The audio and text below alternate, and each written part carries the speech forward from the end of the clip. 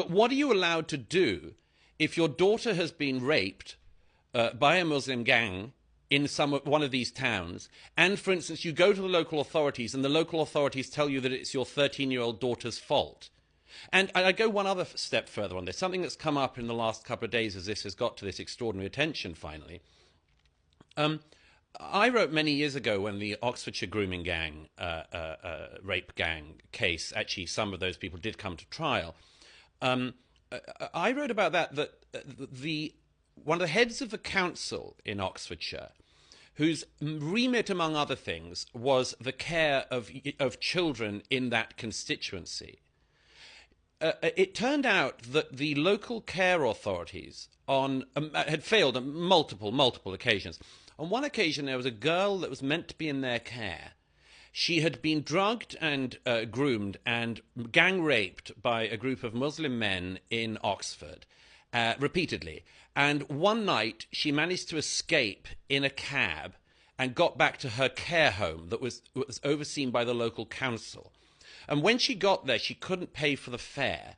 And the people at the care home who had a duty of care over her didn't pay the fare. The girl's rapists came back and found her and took her away again and did it again. Now, the council head who was in charge of the welfare of girls in that area, many years later, when one of these trials was finished, gave a video, which I actually wrote about at the time. This is more than 10 years ago now. I wrote about it at the time on Spectator. And she gave a video where she said, and I'm going to have to do an impression because it was so disgusting. She said, "I'd like to make an apology for the breakdown of social services that have been exposed in elements of this trial." You would have thought this woman was some railway employee apologising for leaves on the line that meant that the 805 from Oxford to London had been delayed by 20 minutes, not that she had overseen a system in which people who were meant to have a duty of care over vulnerable girls actually helped the rapists of those girls. It was utterly disgusting.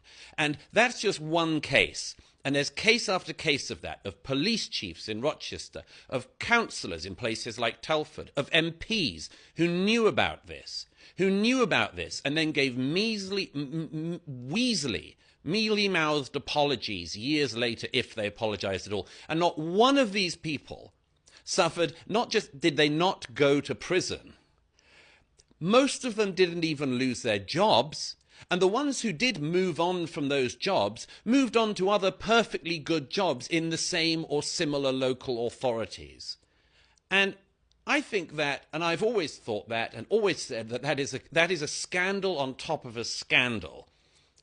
And I'm relieved in some ways that this has finally got some more international attention. But everybody should have known this at the time. And I can say this because a lot of people did know it at the time.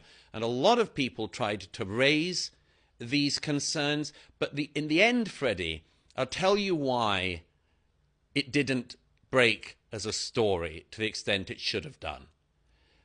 Police, MPs, council officials, and others, including the CPS, decided it was more important not to give what they saw as a gift to the phantasm of the far right in the UK, not to give them the gift of this story.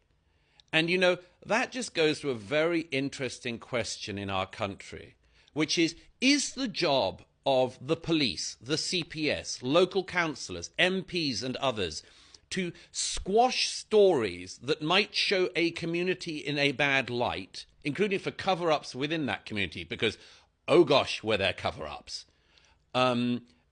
Is it to protect that, or is it actually just to pursue justice and the rule of law? And I'd say it's that, justice and the rule of law. And that was exactly what was put as a secondary or tertiary priority by all of these figures of authority in the UK for a quarter of a century. Well,